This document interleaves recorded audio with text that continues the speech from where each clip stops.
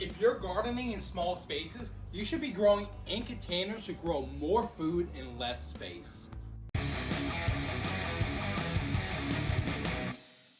One of my favorite types of containers to grow in is called a city picker. I'm growing peppers in mine, and you don't want to have any more than 2 plants per container or else you might overcrowd.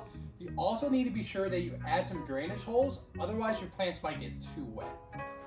So my pepper plants look very healthy in these city picker planters, but there are a number of reasons why they look so healthy other than the container themselves. The first reason is that I'm on top with my pruning. I'm pruning all the lower leaves so no soil-borne diseases bounce off from the soil to the plant when I water. It's really important that you prune throughout the season so you keep up with that. So this is one of my Carolina Reaper plants, and this is a good example of why you should prune. So this leaf right here is getting too big and it's touching the soil level. So I just want to snap that off so the plant stays healthy. So the health of your plants start with good quality soil.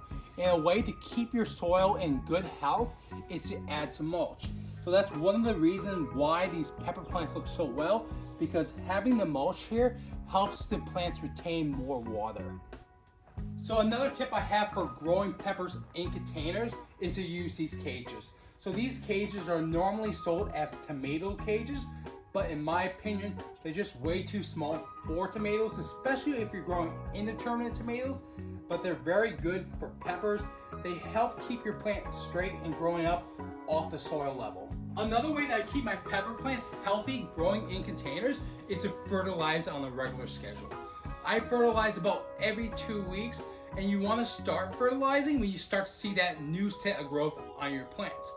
I'll have a list in the description of the kind of fertilizers I use, but one of the fertilizers I use for my pepper plants in containers is this Has to Grow organic fertilizer. This is a concentrate, so you want to add 2 tablespoons to a watering can and fill the rest with water.